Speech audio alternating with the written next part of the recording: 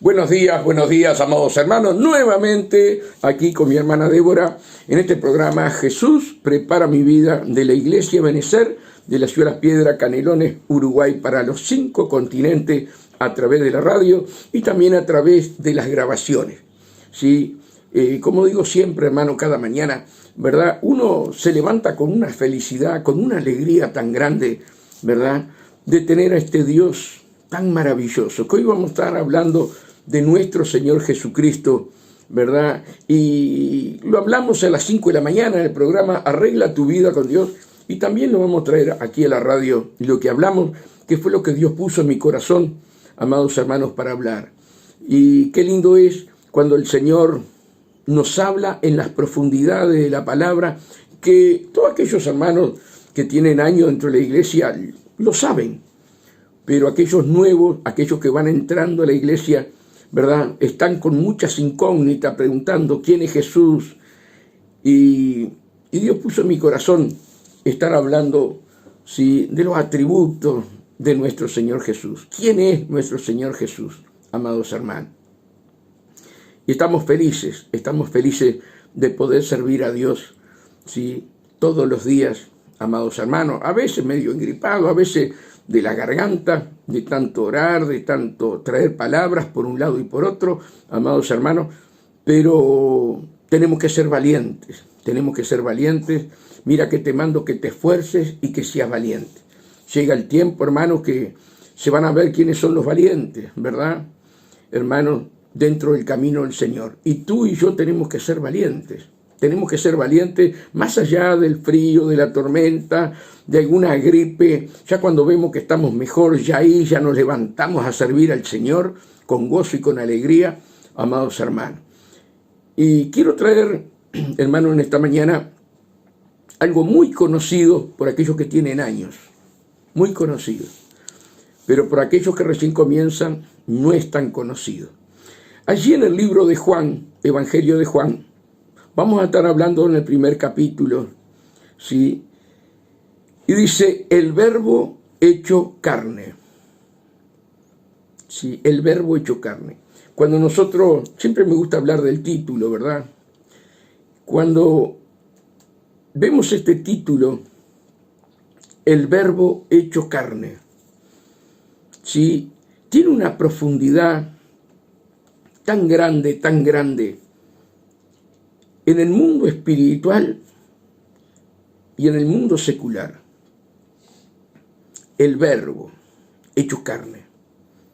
El verbo, lo principal de una oración, ¿verdad? El verbo hecho carne. Para el mundo esto es locura. Como la muerte de Cristo es locura para el mundo, ¿verdad? Y que resucitó, más locura. Pero para el que cree es poder de Dios. Y acá, que la palabra se haya hecho carne, que el verbo se haya hecho carne. Hermanos, a nosotros los creyentes nos da una confianza, nos da una fe que es maravillosa. Esa fe que Dios quiere transmitir a través de ese verbo, a través de esa palabra. Porque la fe viene por el oír y el oír de la palabra de Dios.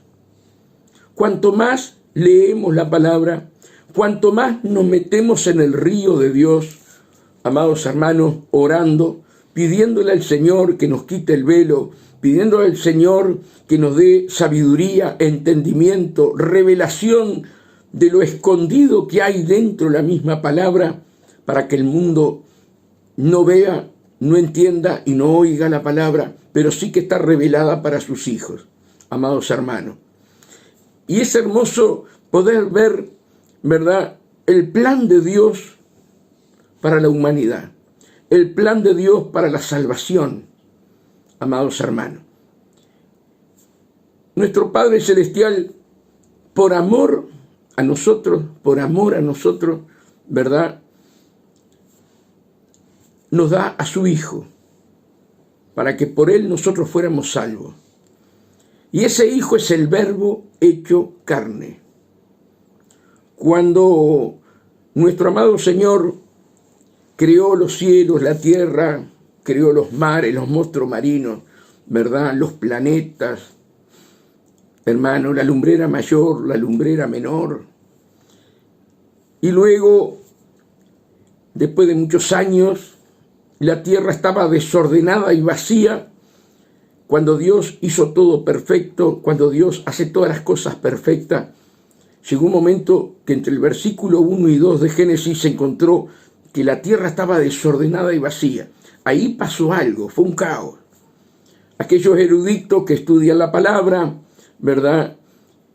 Teólogos hablan de que entre el primer versículo y el segundo versículo de la Biblia pasaron millones y millones de años, que fue cuando Dios destronó a Satanás y lo tiró por tierra. Ahí la tierra queda desordenada y vacía, ¿verdad? Luego, nuestro Señor tiene un plan ya desde antes de la fundación del mundo para ordenar nuevamente la tierra y formar al hombre.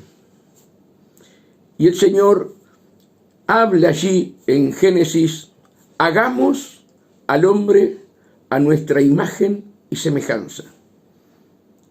El privilegio más grande de toda la creación de Dios, y estoy hablando de ángeles, arcángeles, querubines y serafines.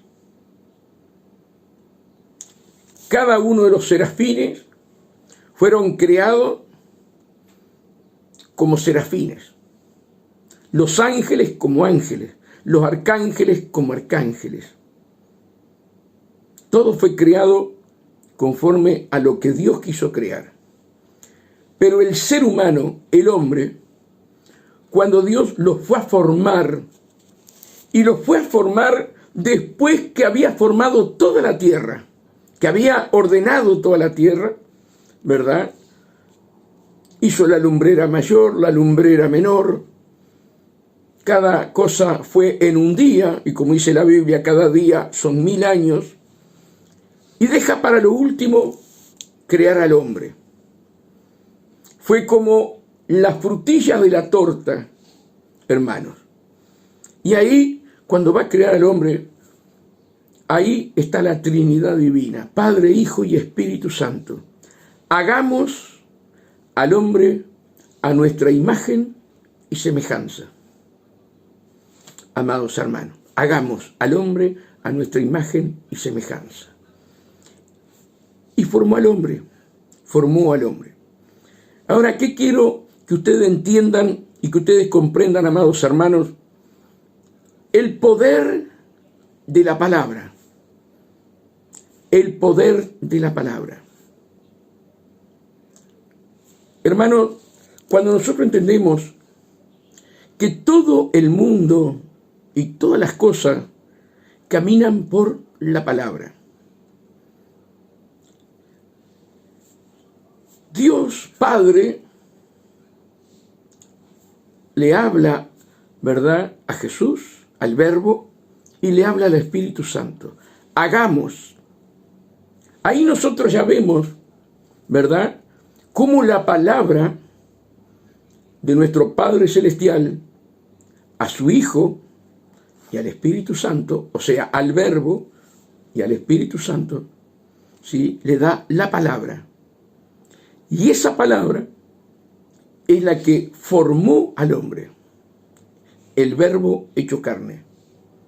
Porque todas las cosas fueron hechas por Él y para Él. Lo que se ve y lo que no se ve. Pero la importancia de la palabra.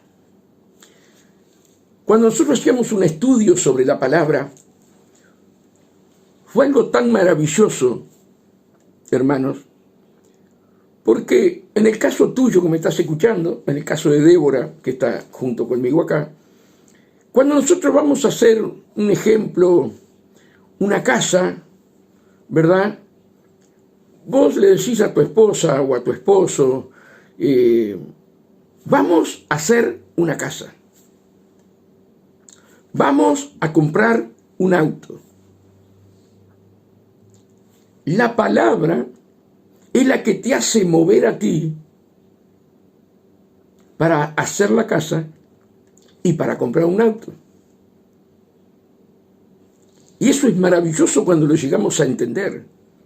Que así como Dios, ¿verdad?, dijo, hagamos al hombre a nuestra imagen y semejanza, también nosotros nos movemos conforme a la palabra.